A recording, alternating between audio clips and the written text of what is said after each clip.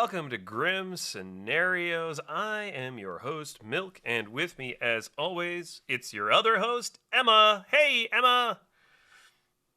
How's it going, Milk? Yeah, doing good. We're doing a little late night recording session here tonight, but it's Wednesday everywhere else, I'm sure. The old jokes never die. They never die. We're picking up with the second half of our Outsider tier list. Last time we rated everything up to the M's. I believe the last one we did was Moonchild, I want to say. Yeah, so we didn't quite finish the M's. We started the M's, but we didn't. We got 50% through the M's, which is because M is the 50 percentile letter in the alphabet.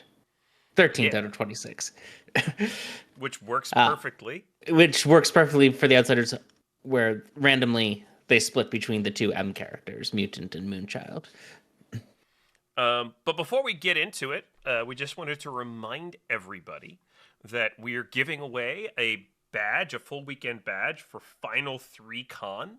That's April 25th, 26th, 27th, 2025 in Washington, D.C., and McLean, Virginia, anyway.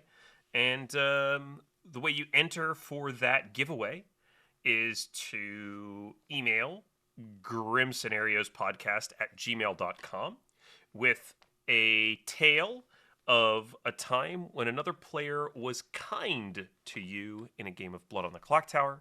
Make sure to include the email that's associated with your Tabletop Events account, and also make sure to include your Discord username so that we can contact you on Discord to let you know if you've won. Yeah, we're really excited about this. We want everyone to be thinking about kindness in Blood on the Clocktower, and we decided that one of our small ways of doing that would be to encourage you to think of a time where someone else was kind to you, and put that in a story. And if you don't have that story, well, that's a bummer, but you can make one up. It's not like we'll check it. It just has to be a story about kindness and Blood on the Clocktower. Yeah, and I think we've probably all experienced that even in a small way, you know. Yeah. So try to think about that. Try to think about the positive experiences that you've had playing the game, and share those with us because we're really excited to hear those stories specifically. Anyway, Milk. And you have until the end of November, November 30th, at like midnight, when the clock strikes December. We technically said December 6th. Oh, we said December 6th. Never mind. You don't. You have more than the end of November. You have until December 6th, when the clock strikes midnight, December 7th in Eastern Time Zone. Entries will close. That's right. But you have until then. We're doing it in November, but we tossed an extra week on. And with that, let's get into the next one of our Outsider tier list. You know, it occurred to me after we did the last video, Emma, that we should have set ourselves up to be able to read what each of the abilities does when we talk about it. Yeah, folks, someone in the YouTube chat asked us to do that, and so we're gonna do it. Right.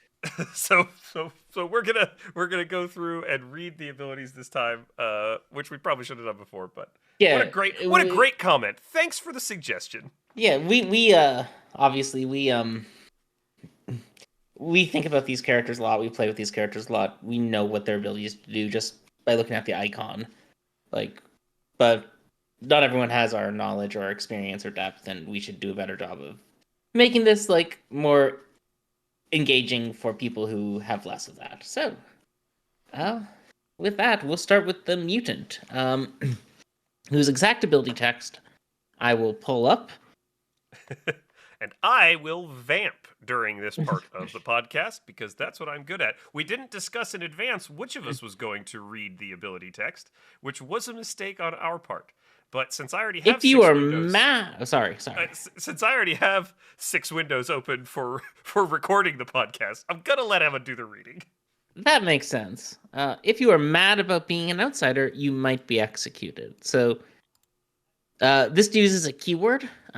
So if you're unfamiliar with the Mutant, you might have trouble grasping your hand on what that means. The keyword is mad. Basically, this means that if you are attempting to convince people you are an outsider, the storyteller can execute you. And of course, the mutant is an outsider, so that is a problem for the mutant. They have to convince people they are not what they are. The Mutant is a favorite of mine. I think a lot of people like the Mutant as an outsider. It's quite a lot of fun to just sort of be claiming other things. On Sects and Violets, you generally aren't going to be claiming to be an outsider early in the game anyway. And of course, where where you can get in trouble with the mutant as a good player is if you get into the mid and late game and start looking very suspicious because you're claiming a role that someone else is claiming and refuse to back off of that claim. You might look like you're evil. You might get executed and cost a kill for the good team. There's a lot of things that can happen with the mutant.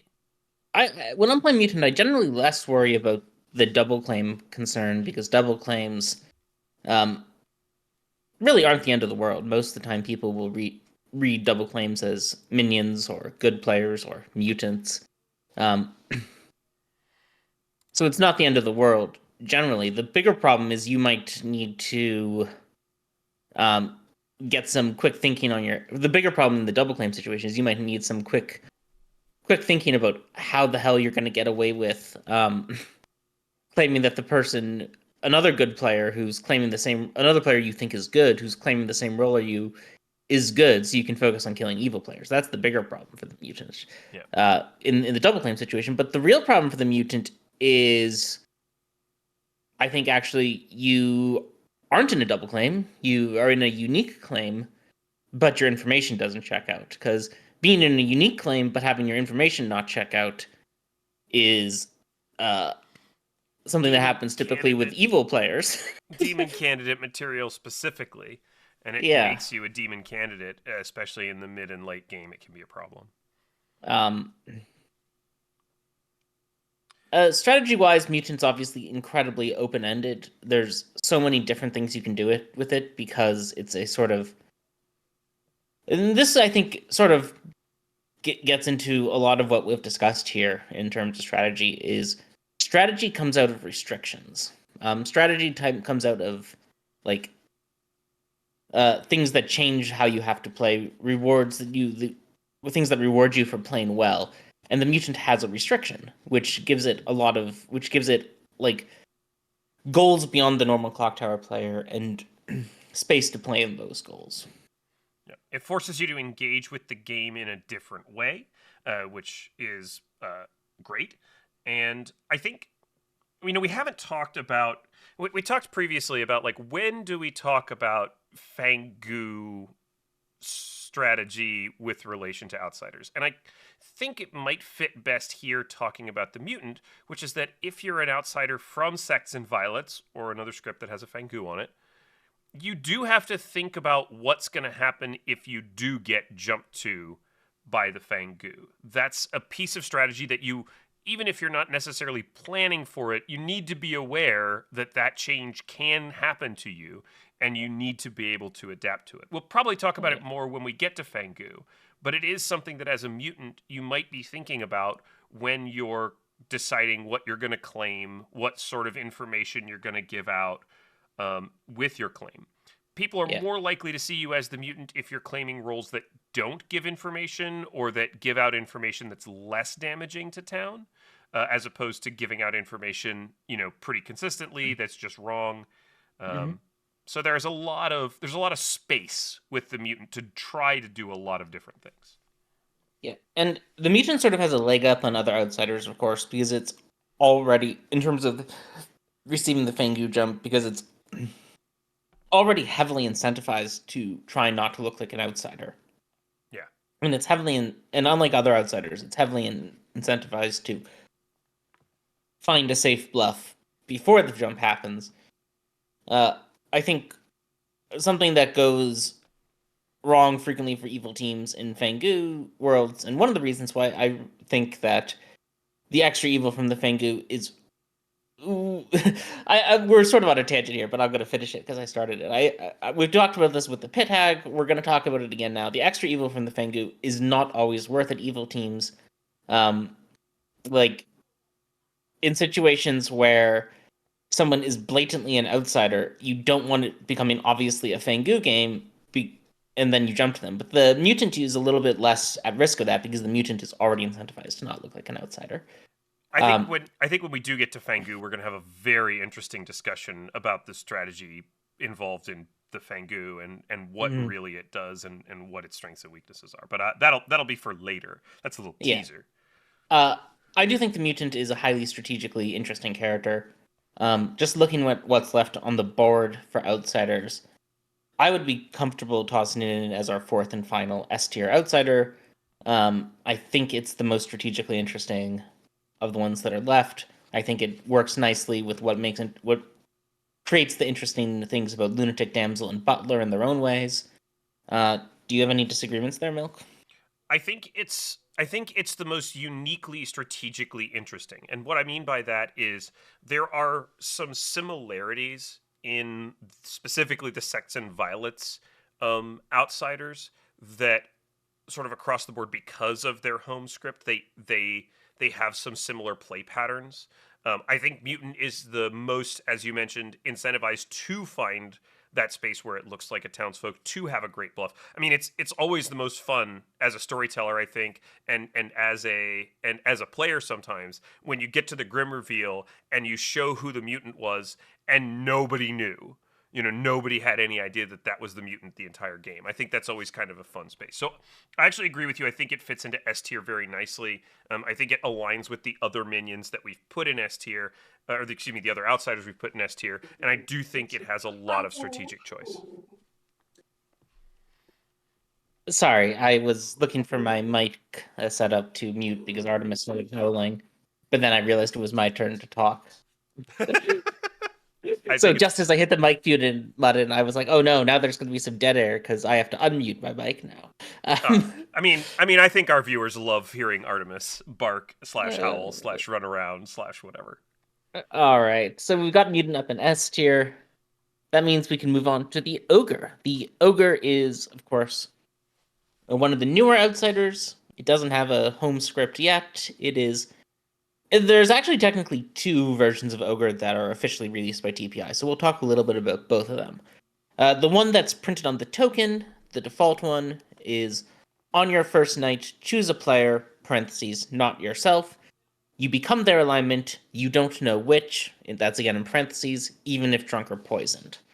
Um, and then there is an alternate rule version one that's released. Let me just find that text. It's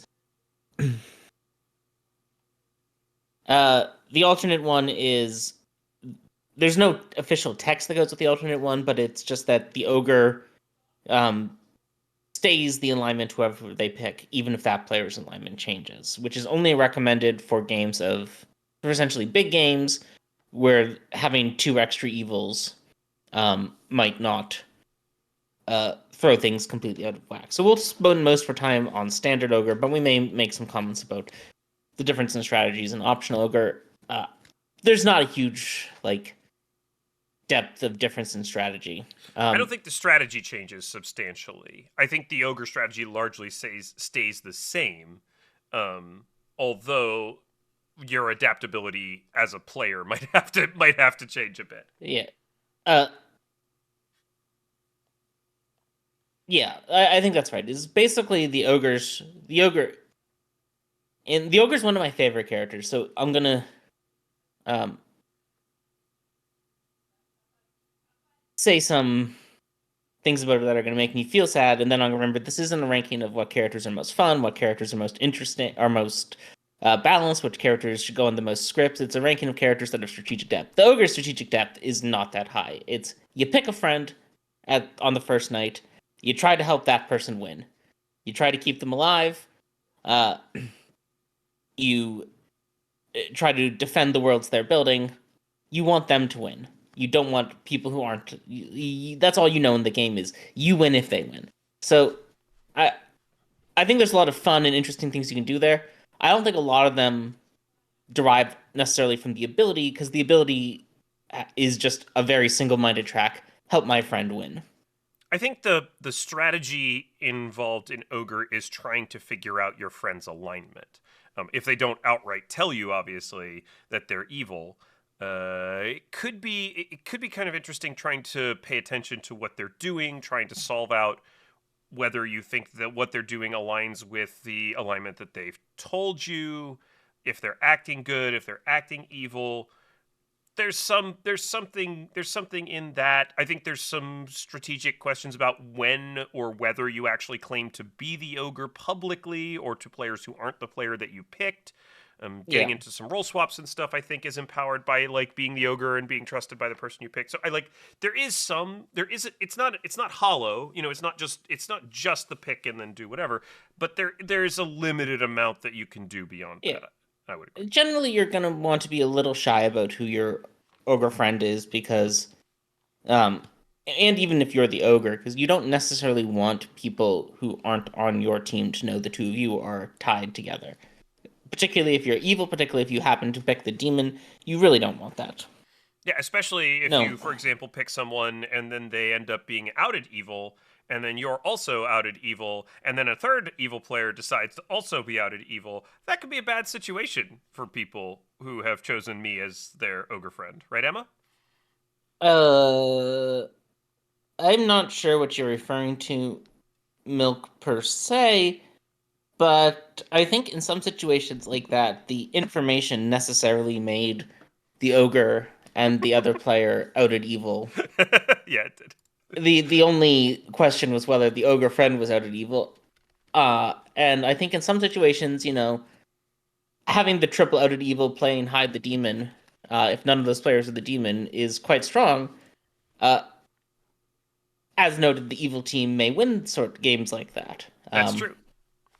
Adapting. I think the core of my thought was adapting to what's happening in the game and how evil you might look, and whether you might be able to look like a minion, whether you might be able to look like a demon Yeah, candidate. I think that, being able to adapt to the changing situation is pretty important for the ogre. Being aware of what's going on.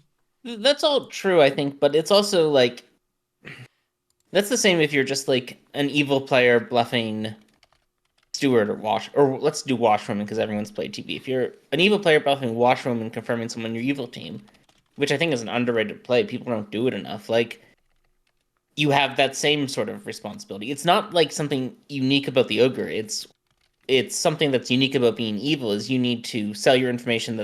It's unique about being evil and not the demon. Is you need to play and sell your information in a world that protects the person you care about, Right.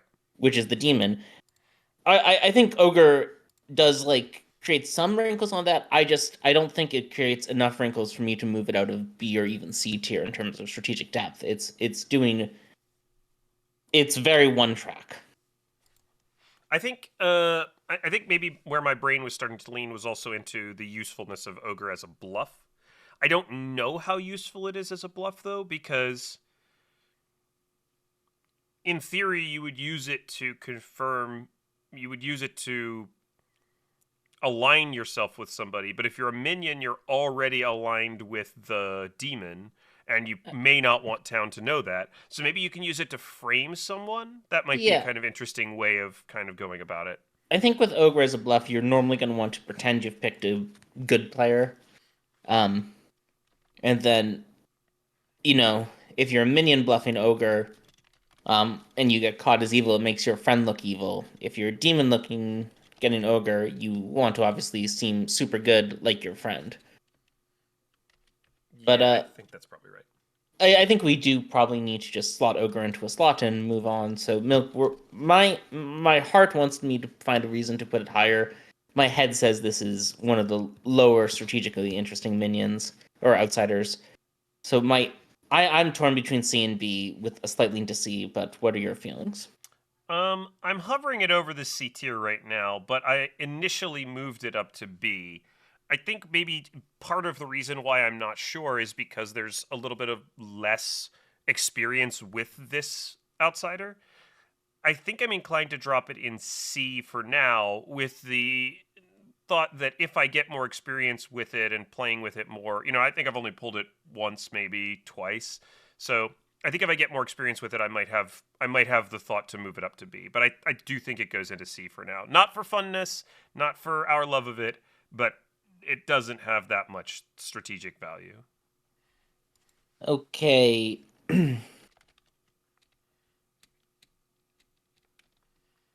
Let's go to the Plague Doctor, another character I'm quite fond of. Another character I think is sort of very incentivized to be one-tracked. Plague Doctors want to live.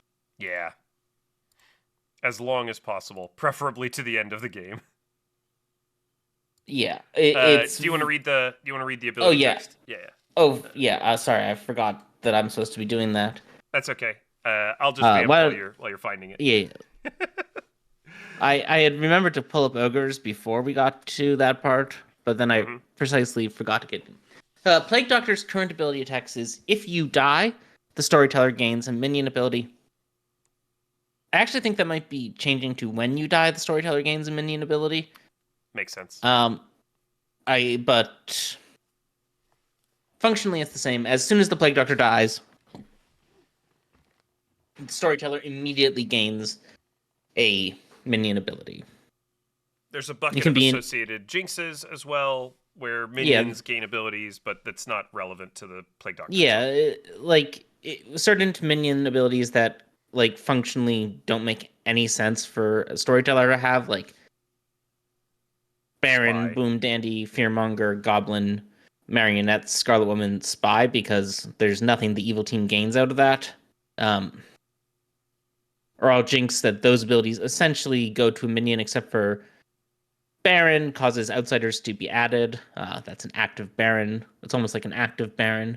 Yeah. For those of you who like your memes. And Boom Dandy causes the boom explosion to happen immediately if the Plague Doctor is executed. Evil Twin is just strictly banned because there's absolutely no way to make that make sense. Yep. Notably, this can be an in-play minion ability. It used to need to be an out-of-play minion ability. That's no longer true. It can double up on things that are already in play, which is quite interesting, I think. And but terms of again, I think this is like interesting from like a game perspective, much like how Ogre creates interesting games.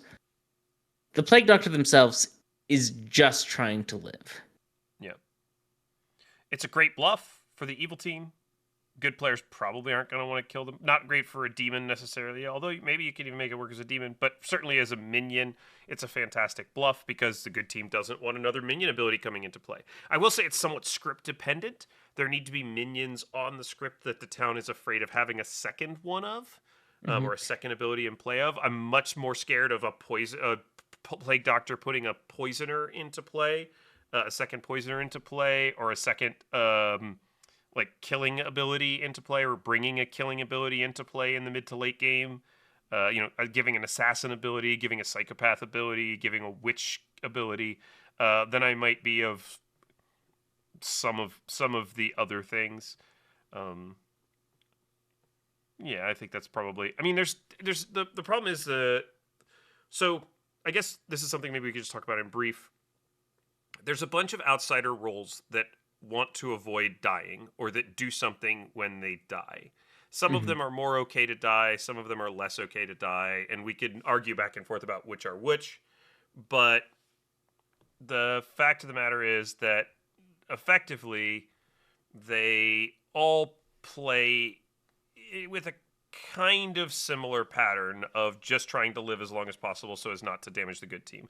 I think Saint and Sweetheart are the two that I'm thinking of, and we haven't talked about them yet, and we'll talk about them later. Yeah, That and follow Klutz is the other one. Klutz and yeah. Moonchild. We put Klutz in B tier because Klutz has to actively do something, find a good player.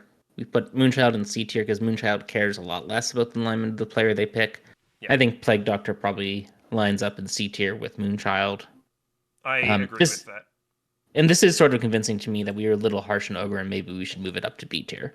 You know what? I'm fine to say that. Again, prospectively, I do think it might be a B tier outsider in terms of strategy. I do think there's more to do with it than Moonchild or Plague Doctor. So if it's not at the top of C, it's at the bottom of B, certainly. All right. And any final thoughts on Plague Doctor Milk? There's not a lot of strategy. I mean, use the same death avoidance tactics that you use anywhere else, right? Claim to be Demon Banes, claim to be something that the evil team probably won't want to kill, start knowings, things like that. but there's not a whole lot unique to the Plague Doctor's ability, right? That makes it more or less, or that makes it more strategic than sort of just doing that same thing. Yeah, I mean, and frankly, that question was just a secret excuse for me to pull up the politician text. Naturally. Politician is, of course, politician's a character that is, I think, polarizing is the one way to put it. Its ability is if you were most responsible for your team losing, you change alignment and win, even if dead. Um, I think with politician, there's like sort of two questions that like I think are fundamentally going to drive for me like where we end up tiering this, and I think these are two sort of like the big giant warts of this character. The first one is the storyteller actually going to take the text of the politician token seriously? That is, are they going to actually make an informed judgment call about whether the politician was most responsible for their team losing, more responsible than the players on the other team for their team losing? Um, because if the storyteller is going to be soft-hearted about it, if the storyteller is going to let like a politician's going to flip to the evil team winning if with sort of weak effort, there's not much interesting thing with the politician. Um, the second thing is this character fun? Um, this is one of the characters that is like can have such dramatically unfun effects on games that it limits the strategic space the politician can play in. I fully agree with the premise I think that you're presenting. I'm going to shy away from the question of whether the character is fun a little bit because I think that that's playgroup dependent to some extent, script dependent to some extent. I think just pulling the politician token and immediately playing for the evil team for the entire game is very common. And I think there's more strategy in the question of whether the storyteller is actually going to adjudicate this character fairly in terms of its character text. The more tightly the storyteller manages that, the more interesting the politician becomes to me. Because I think it's quite a lot like Goon in the sense that you do have to have a good read of the game and of your impact on it. Not doing anything the entire game and then voting on the wrong person on final day probably isn't being the most responsible for your team losing. Because the demon killed like 5 people to get you there. That seems more responsible for your team losing. The demon killing 5 good players. The pit hag making outsiders, even just at the most basic level, removing townsfolk information and making outsiders. The assassin stabbing a powerful townsfolk role. Those are all more important than your one vote, because evil may have had the votes at the end to do it. Maybe not. If you're the one vote that swings it, that might do it. But that said, I do think that there's a lot of strategy involved in knowing whether you've done enough or whether it's time to cut bait. My imagination of the politicians like game from start to finish is you start disrupting things as much as possible because you're looking at the game and going, okay, I need to do stuff. So I'm going to see where I can just, kind of trying different things, double claiming somebody, doing this and that. And then as the game goes on, either you've found something that seems to be disrupting your team and you feel like you've kind of are pushing them in the wrong direction, or you feel like the evil team is struggling and you're really not doing much and it's time to cut bait. And I think that's the strategy involved in Politician is finding something interesting to do with it, finding something to claim, finding a way to impact the game, finding a way to impact the game massively for evil and try to win with them, or know when you just probably haven't done enough and it's time to play for your team. Yeah, I largely agree with that. The character is tricky. The character's tricky. I've story told games where there's one game that comes to my mind where the evil team was doing a really solid job setting up an atheist world without even claiming atheist. Like, atheist was available for one of them to back into. And the politician, who really wasn't doing much to help that world, um, decided to pivot to atheist, like, at the time when an evil player would have needed to. And while the atheist win ended up happening, like, I didn't flip the politician because it wasn't really the politician claiming atheist. If anything, that helped the good team because it created players who, like, if they had thought through of it, needed to be evil who were actually evil. Right. The politician had sort of, like, and later I heard, like, even though I explicitly didn't flip the politician, I later heard the politician claim they had gotten the evil win there. And that sort of gets into the fun part of it, too, to a degree, but, like, what you actually have to do as a politician is, like, you need to be constantly hustling, constantly working, but in a way that keeps the game fun.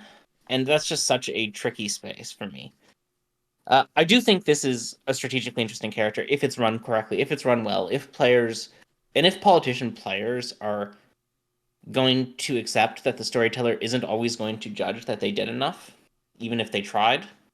Um, like, if all those things are true, like, I think this would probably necessarily be in the S tier. I think those things are not true enough. I think it needs to go in the A tier. I was gonna say the same thing. I do think it goes into A tier. I think it's very similar to Goon. I think it has some elements that it shares with Heretic as well, in terms of like the trying to make a team that's not yours lose, um, or trying to make a team that's not yours win, rather flipping win conditions and things like that. So I 100% agree with that. I'm gonna actually just stick it on the sheet in between Goon and Heretic, Yeah. which I think are related characters and have similar questions that we would ask about them. But I do think it's an A tier menu. I do think it's an S tier outsider that probably suffers a bit from people's ability to run it and be satisfied with the way that it's adjudicated by a storyteller. And players' ability to, like, accept, like, fair adjudication of the politician. Yeah. You think you've had a bigger impact on the game than you have, and You the always storyteller do. has to judge that. And you always do, because Everyone, you see your impact most. yeah, everyone is the protagonist of their own story. If you're not the protagonist of your own story, like, that's a little sad. Like, you should be the most important person in your life. Uh, uh, That's some wisdom right there. I but, accidentally like, left Acrobat on this list, so I'm just going to move it down here.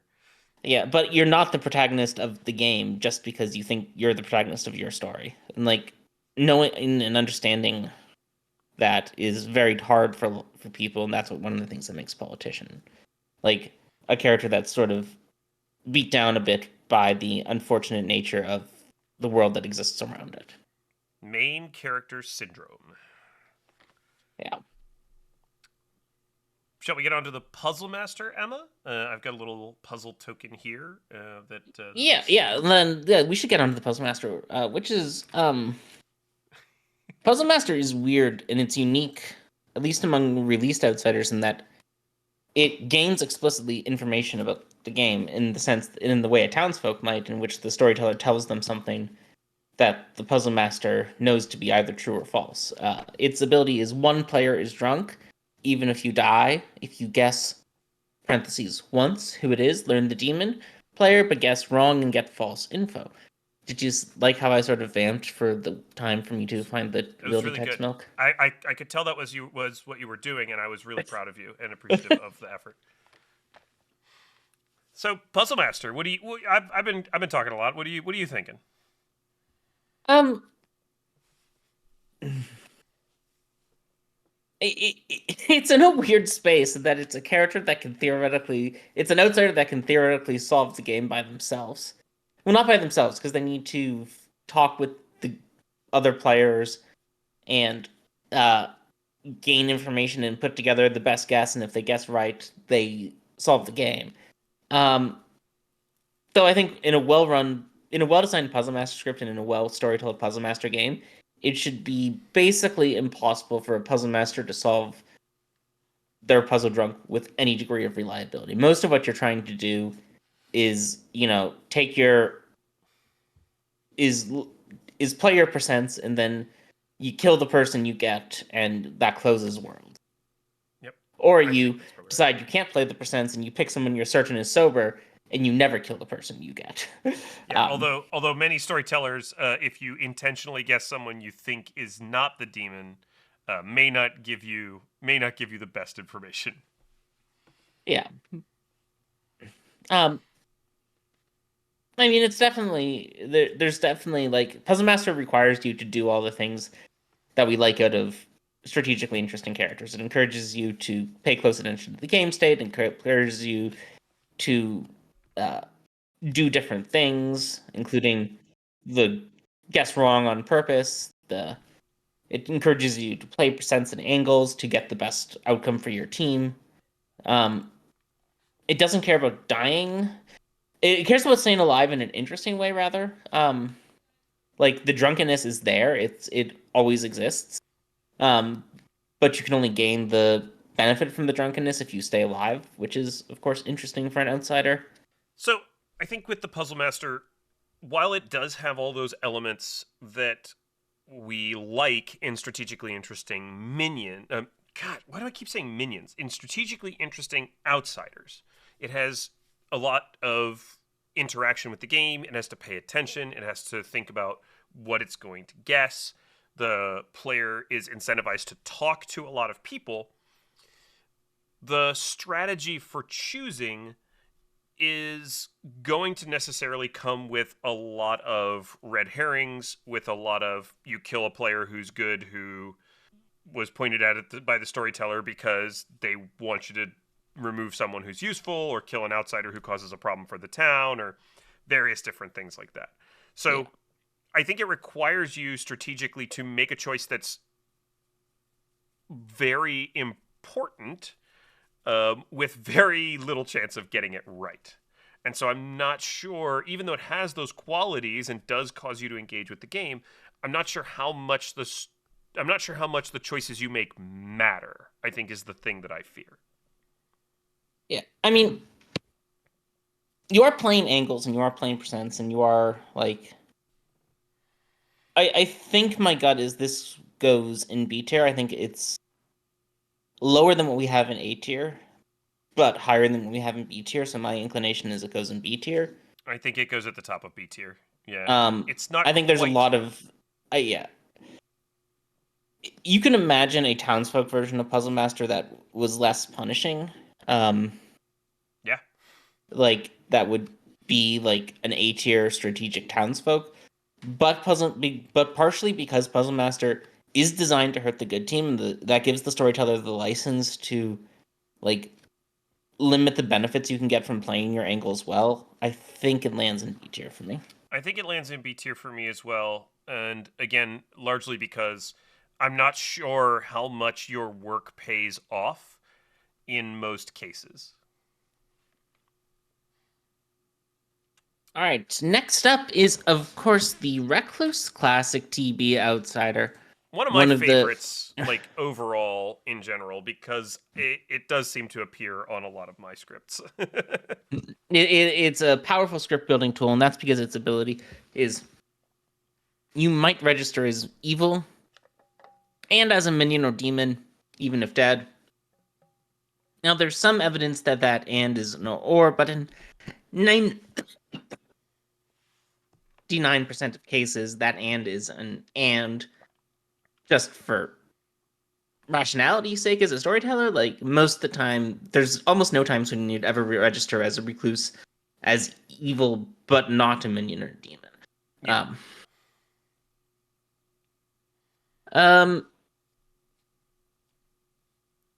I think I'll jump in on Recluse because I think it has some things in common with other outsiders that we've talked about already, and I'm specifically thinking about Plague Doctor and the suite of I don't really want to die because I damaged town in some way minions. Now, on trouble brewing, and I think that's a good place to start. The Recluse can damage information from the fortune teller while alive, from the investigator, from the empath. It can damage information from a dead Raven Keeper. And after dying, it can damage the information of an Undertaker. Mm-hmm. So that's a lot of damage it can do both while alive and dead on Trouble Brewing. It's useful sometimes to out as the Recluse when you start getting pinged by these things. But it's often better for a Recluse to stay alive for a while because there are some advantages to being in those pings and being the Recluse in that you can sometimes deduce information from them. Yeah. And that sort of gets into like a storytelling bugaboo of mine, which is the Recluse's supposed drawback of registering as evil or as the demon is frequently used by storytellers as effectively like confirmation for the Recluse, and for the good player who's detecting them. Like, if the Recluse always registers as a minion to the investigator, and always registers as a demon to the fortune teller, and always registers as evil to the empath, those characters always just confirm themselves by picking up on the Recluse. Like, and even in the rare case it's an evil player bluffing as a Recluse to, like, the good player still ends up being confirmed by correctly detecting the evil. Which is to say, like, this way of treating the Recluse as hard confirmation for like good information rolls makes the Recluse much less interesting to me strategically because there's no drawback you have to work around. Like, your drawback has become a positive. Yeah. Yeah, I'm actually inclined to slot it pretty low on the tier list because while I do think it has some of the same interesting things to do as something like maybe like the Ogre, maybe it can do some of the same things as a mutant. It also just has that drawback of it doesn't seem to matter what choices you make a lot of the time. It's going to depend on how you play socially. And it might just be that as a Recluse, and even as an evil player bluffing Recluse, it might just be interesting to play outed Recluse. Towns are going to be hesitant to kill you for reasons like there's an Oracle, there's a Undertaker, there's things, there's a cannibal, there's things that you could disrupt by dying, death information, things like that. You don't necessarily want to out if there's a Vigor Mortis on script because they can use your body as a potential minion registration to create extra poisons without sacrificing an evil, which is extremely strong. So I do think there's some stuff in there, but I'm not sure how deep the strategy goes. Yeah, I would say like Vigor Mortis with Recluse like boosts it up a lot because then the Recluse needs to make sure they're not killed at night specifically. Yeah. And figuring out how to try to die in a way, but only at day is more interesting than a lot of the other on deaths, which are just trying to always stay alive no matter what. Trying to stay alive in the day, but not at night, but not be killed at night to counter the Vig is really quite interesting. It's an interesting interaction for sure.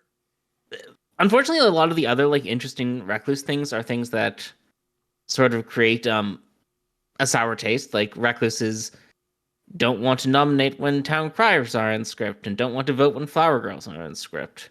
Yeah. Which is, I guess, something, but it's also not fun. It's certainly a drawback. It certainly makes the outsider an outsider.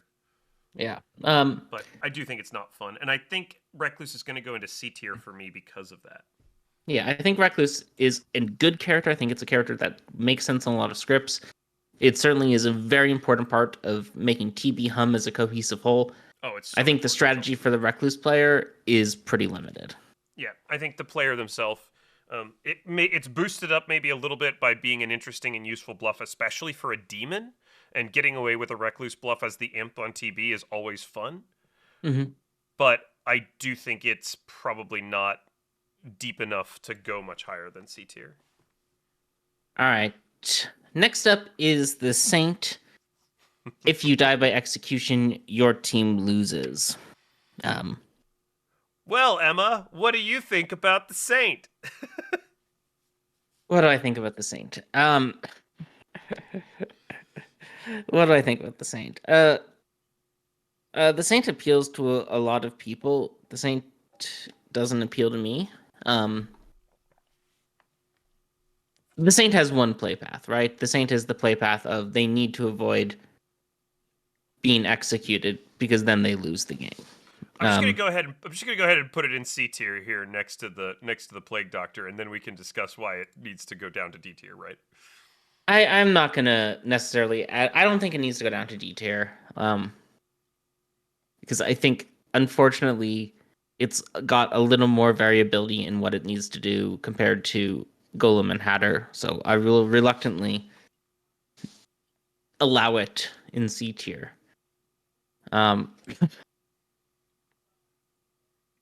It's like I guess like what I feel like I need to defend is isn't the Saint the same thing as the Goblin? Some people say, isn't the Goblin and the Saint? Don't they both say the same thing? Don't execute me, you'll lose. And they do. But the difference is the Goblin is trying to be executed while saying that, and the Saint is actually trying not to be executed.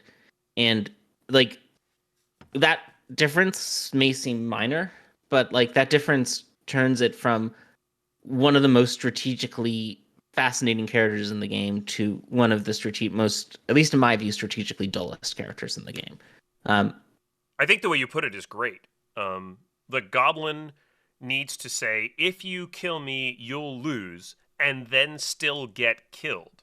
The Saint is just threatening, if you kill me, you'll lose, and then continuing to try not to die, right? That's what makes the Goblin play pattern interesting, is that they have to tell the town, if you kill me, you're going to lose, and then still get killed.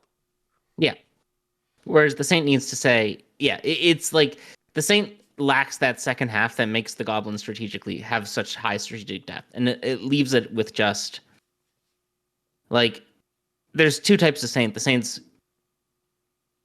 who are actually good Saints, who are just open about being the Saint and, like, being socially good and trying to get the evil team to kill them in the night. And then the evil team doing lazy Saint bluffs, who aren't doing all those things and just using Saint as an excuse not to get executed. And I mean, this is a little bit outside of the scope of your this podcast format, but please, if the poisoner is bluffing Saint and they're not actually doing the Saint stuff of trying to seem socially good and they just seem evil, you don't have to wait to Final 3 to deal with the Saint. If the Saint is evil, you can kill the Saint on day 1. Yep. Like, sorry, that's a minor rant that is really outside the scope of the strategy of playing as the Saint. I don't think it is, Emma. I actually think that encouraging people to think about... I'm going to use a word that I don't like to use with Clocktower, but I'm going to use this word here very specifically. Thinking about better play patterns. That is to say, thinking about play patterns that are going to be more fun, that are going to be more interesting, that are going to be more engaging. Listeners, have you ever tried to just seem good in a game of Blood on the Clocktower? Because I gotta be honest, about 3/4 into the way of every game that I've ever played, where I'm trying intentionally to seem good, being honest about my role, and about every piece of information, I get executed by the good team for being too obviously good. So I do think there's a lot of fun to be had in just being honest and saying, look guys, I'm the Saint, and I'm gonna try to prove how good I am so that the evil team is forced to kill me. I think that's a fun play pattern. People don't engage in it, for the most part. I mean, that is just what Saints should be doing. Is you should be trying to seem as good as possible most of the time, so that the demon will be forced to kill you because you're too plainly good. Like, I mean, I think people lose track of like the basic play pattern of Recluse that a lot of people pick up when they very first start playing Blood on the Clocktower, or Butler, which is claim a powerful townsfolk role and try to get killed in the night. It's pretty okay thing to happen, you know? Like that's an okay play pattern. Saints claiming to be the saint and being believed and socially trusted by everyone is a perfectly okay play pattern. If you're gonna bluff Saint, you should be trying for that that part where you seem socially good and like get everyone to trust you as the Saint and not just lazily use it as a defense against being executed when evil. Yep. And yeah. And that's enough on that. Next is Snitch. Snitch is, of course, its text is actually in the process of changing. So what's written on the websites and everything isn't right. It's currently written as minions start knowing 3 not in play characters. That's no longer going to be right. It's going to be minions start knowing 3 bluffs. Either way, like I think that change maybe has subtle like strategic implications for what Snitch does for the evil team. But it doesn't really matter for Snitch as a character in and of itself. Snitch is the most D tier of D tier characters. Yep. Going right in detail. Clocktower doesn't have vanilla villagers. Snitch may as well be a vanilla villager. The drawback is whatever. I don't really care if the minions start knowing 3 non-in-play characters or not.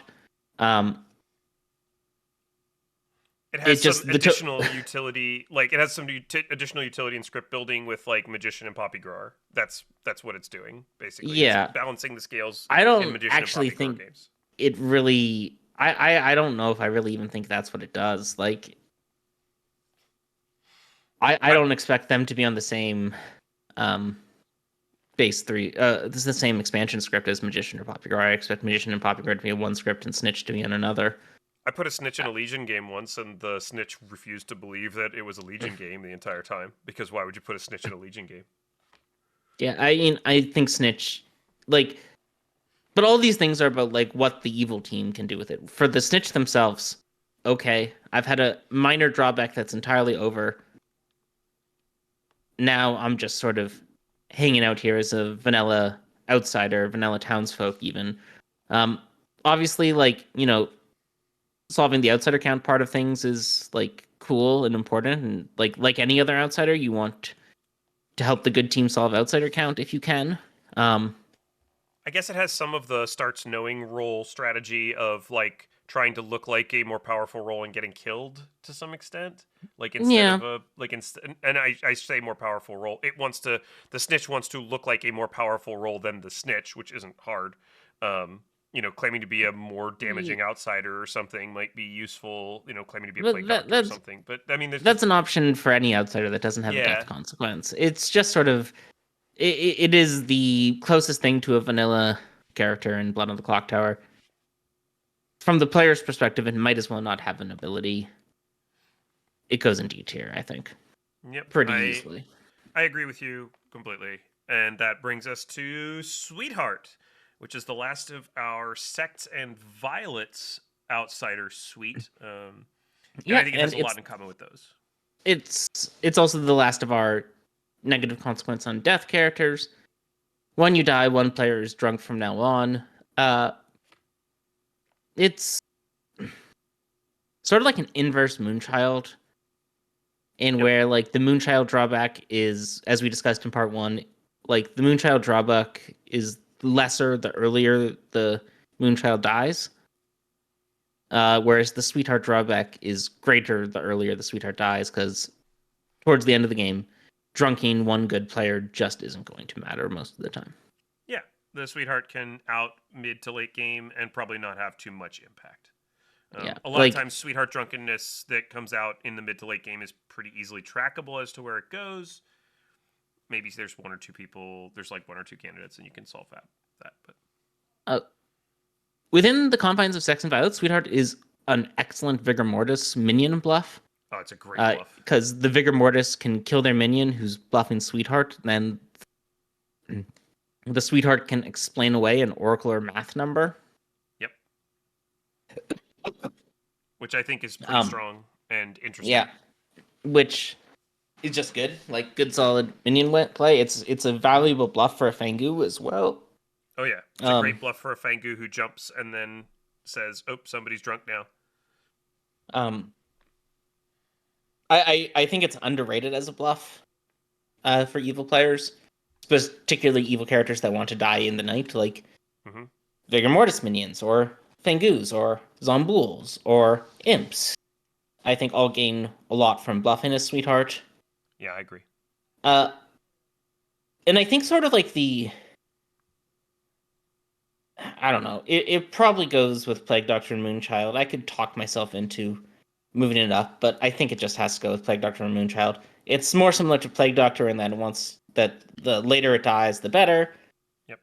The earlier it dies, the worse. Yeah, Yeah. I'm just gonna put it actually directly between Plague Doctor and Moonchild because I do think it's roughly similar. I might shift it up to the top of C tier just because it is a fantastic bluff for any evils that die in the night. It's really useful in that way, but it's not doing a whole lot more than that strategically, and on its own, it's very similar to Moonchild, Plague Doctor, Saint. I might actually move Saint down to the bottom of that tier now that I Yeah. think about it, because I think the drawback of Saint is also the least interesting strategically. I am looking at where we are at our sort of distribution, and I do think distribution wise, I do want to argue for moving Moonchild up to B tier. Um, Okay. I think like Do you want the to revisit very it at the end, or just do it no, now? we can do it now because I don't think we're gonna have much to say about Tinker and Zealot. I think like the variability of who you should be choosing based on the game state and particularly the number of players alive and what type of demon you think is in play does make the Moonchild more in line with what we have in B tier than what we have in C tier. Yeah, I actually really like Moonchild as a role, and I was thinking about this the last time too. It does reward one of the things that we talked about, which is paying attention to the Grim, knowing what's on the Grim. And I think we lowered it because of the sort of late game feels bad risk of just, picking a good player and losing the game for your team. But simultaneously, I think, again, having a good Grim read is how you avoid that. And so I do think it um, rewards engagement with the game. All right. This brings us to we have two left, which are Tinker and Zealot. Tinker is you might die at any time. What do you think what do you want to say about the Tinker?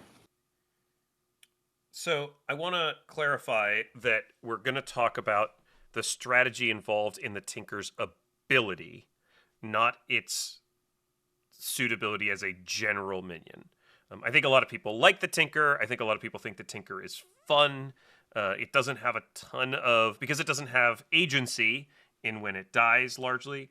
It doesn't have a ton of choices to make, so it can be a very relaxing kind of chill character to pull on BMR, where you're just sort of waiting to see when you die and whether your death is covering a gossip kill or whether it's covering some other extra death in the night thing, or whether you've been killed by the evil team. I do think on BMR specifically, it's important to figure out whether a Tinker death is caused by its own Mm. ability if you can. It's an important part of being able to solve BMR, but there's almost no choice in that. And so I think the Tinker goes pretty low tier for me just because I, it's not able to do a whole lot. I would sort of push back on that a little bit. Um, I think the Tinker has a very important job in the strategic space of BMR, which is to force the storyteller into a position where the storyteller can't not kill the Tinker on a true gossip. Um, and what do I mean by that? The most devastating thing for the good team is a gossip that is true, a gossip that is valid, being sunk into a Tinker so the Tinker dies in the night and people think the gossip is false because the Tinker died to their own ability. Um, and I think the Tinker has some agency in trying to make that a more painful decision for the storyteller. And I think because BMR is notable for its sort of dearth of hard information, of information, and the gossip is one of the most powerful information roles in the game. And the Tinker's more or less explicit role as an outsider is to mess with gossips. Yeah, more or less. Like, the Tinker needs to think about how they play in relation to the gossip and what's being gossiped, and trying to put the storyteller in a position where the Tinker cannot be used to make false gossips look true or true gossips look false. And I think that puzzle is, for me, enough to get it into B tier. Into B tier? Interesting. Yeah. That requires the Tinker. So the puzzle you're talking about explicitly requires the Tinker to be paying attention to the Grim, trying to figure out who the gossip is, doing a lot of the things that the evil team is going to be doing at the same time, which is what makes the evil players evil roles interesting to play. I'm just thinking through it. Putting themselves in a social situation where the storyteller is gonna feel awkward about killing a Tinker. I'm willing to. I was gonna say it goes in C tier. I'm willing to kind of go along down this road with you, for putting it in B tier. In terms of you should make the anti-Tinker case. I think I'm willing to go along with putting it in B tier. I will say I think your argument relies heavily on it being in play with the gossip. I think if gossip is not in play, it's not doing that, and I think it does appear on, on other scripts sometimes where I'm not sure it belongs anyway. I never want to talk about BMR characters outside of BMR because they almost never belong there. They almost never belong. I do think, like, in the situation, I do think you have almost no agency. The agency you're talking about is fair to discuss in the situation where there's a gossip in play. In the situation when there's no gossip in play, I think it reverts to there's not a whole lot for the Tinker to do. They can try to figure out if there's a gossip in play, and so there's some choices to make there, I guess. You should always be playing like there's a gossip in play because of the two characters' sort of hand-in-handness. I will say, if you do find BMR Tinkers outside of BMR, specifically with pit hags, underrated pit hag move is to pit hag an evil player into the Tinker, so they can Tinker die at night in a very confirmed and obvious way. Yep. I don't disagree with that in any way. I do think that's a kind of fun interaction. I'm willing to go along with you here and move Tinker up to the bottom of B tier, top of C tier general area. I will also acknowledge, like, I'm trying to, like, keep this as, like, a reasonable looking curve. And if we put Tinker lower than B tier, we're gonna have, like, a curve that doesn't make sense for the outsiders. Yeah, that's reasonable. I think it can go at the bottom of B tier, and I'll be satisfied with that. That there is the fact that you were able to pull out at least one really good suggestion of strategic play means to me that it's probably above C tier. And if you've been able to pull out the one, maybe I could think of others if I gave it the time.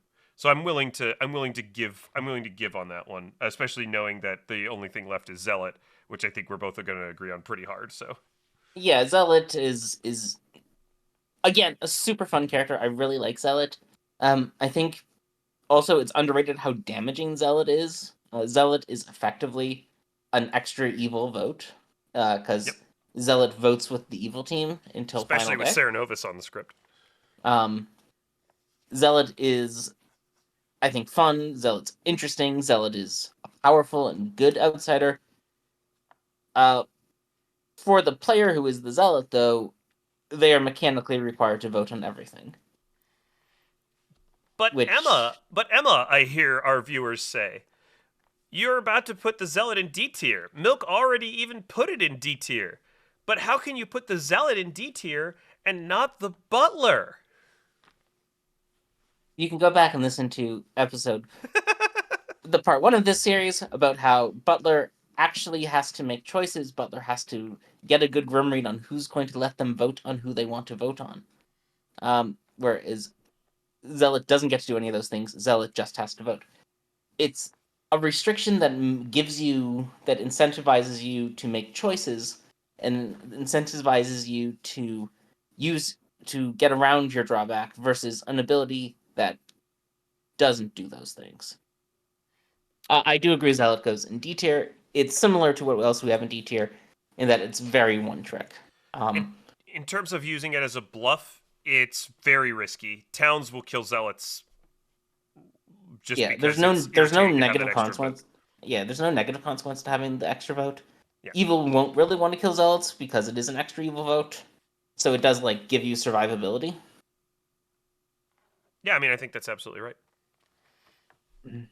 So it's not a great bluff. It's not making any choices. It literally just has to raise its hand. All right, so let's just recap our outsider tier rankings. In S tier for like lots of strategic depth threat outsider, we have the Butler, the Damsel, the Lunatic, and the Mutant. Um, I think these are all relatively self-explanatory. They all have choices they need to make to get around their restrictions. And these choices are interesting. These choices like are variable. There's different things they can do with them. Butlers can use that their ability as a social alignment checker by picking people they think are evil and then figuring out if they'll let them vote on evil players. Um, Lunatics can try to direct kills at players they want to die. Um, blah blah blah blah. Then we have our barber, heretic, butler, and goon. So these are really two Politician and goon. categories. Or sorry, politician and goon. We have the barber, who we both think like the barber is like so incentivized to learn the Grim State and figure out when is optimal for them to die based off that. The heretic, politician, and goon are all quasi trying to lose effectively, um, which is fascinating. Um, then we have the Puzzlemaster, the Drunk, the Klutz, the Ogre, the Moonchild, and the Tinker, all of which are outsiders that, like, they're pretty boxed in, but they're not super boxed in. Like, they have their job, they have their goal, they're incentivized to work hard for that goal. Um, they can go about achieving that goal in different ways, Four of them make a but they, choice. yeah, but they are limited by the goal. The goal is the goal, and except for the Drunk, who doesn't know they're an outsider and is really dependent on what townsfolk they're looking at.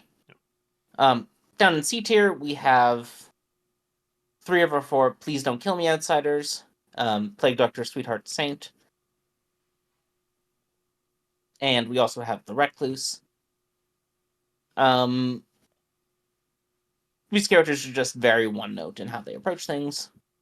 And then in D tier, we have the Golem, Zealot, Hatter, and Snitch, which are just even more one note and even less strategically interesting. Anything that looks wrong to you, Milk? No, I don't think anything here looks particularly wrong to me. I think I stand by this. And I think it was interesting ranking the outsiders. I think I learned a little bit about the challenges we're going to face ranking the townsfolk later. In terms of how we think about them. But I think ranking the outsiders in terms of how they play around their drawback or how they have to try to play the game in a different way made me really think about when I draw outsider tokens, how engaged do I stay? And I think if I look at these rankings that we've given them, I genuinely think that the S tier are the character tokens that when I pull them, I'm the most engaged, and the D tier are the character tokens when I pull them, I'm the least engaged. I think, yeah, the I think that's a great way to think about it. Is I think when you look at these for the player who draws them, not for what they do for the game overall, for the player who draws them, the strategic depth is related heavily to how much it forces that player to engage with the game, to engage with the socials and mechanics of what other players are doing. And I think from that perspective, the S tier ones are super high and the D tier ones are super low. This was a really fun exercise, the outsider part of this. I think I found this outsider part more interesting even for me than the minion part because I think in the minions we kind of generally had a sense of of how that was going to go, more or less. Here, I'm not surprised, but I wonder how our viewers and listeners will think of this. I wonder how they'll perceive where we ended up with these, and I'm looking forward to getting that feedback. Yeah. We've been really enjoying this. It's gotten good feedback. We're gonna keep going with our demons pretty soon. We may do a regular episode in between before we launch the demons or not. We'll almost certainly release the Vegas Live episode before we do the demons. Yeah, the next one will probably be the Vegas Live episode, followed by the start of demons. I'm wondering how long it's going to take us to get through demons. I hope we can do it in 2 episodes, but I think it might go longer than that, and we'll have to see. Minions and Outsiders we have both the same number of them as we did demons, and they both took us roughly the same amount of time. 2 episodes. I am very glad we decided not to try to push through and do all of Outsiders in one week, like we briefly suggested. Yeah. That would have not gone well. It would have been like a 2-hour episode. Yeah, and we actually had a lot more to talk about with these than I thought. So I'm really glad we did it this way. I think dividing them into 2s hopefully will work for most stuff. I'm nervous about demons just because the demons tend to be the most strategically engaging characters. They have a lot of choices to make. So, we'll see kind of. There are some there that aren't going to have a lot for us to talk about, but there's definitely some that are going to take some time. So we'll just see how it goes. Yeah. Don't forget, as I mentioned earlier, grimscenariospodcast@gmail.com. Get in your stories of times when people were kind to you. If you'd like to win a badge to Final 3Con in Washington, D.C., April 25th through 27th, 2025. That's a contest that's running from the current time to December 6th. And that's, I think, all I've got. How about you, Emma? Anything else you want to say? Last final thoughts? No, I don't think so. May your scenario stay grim.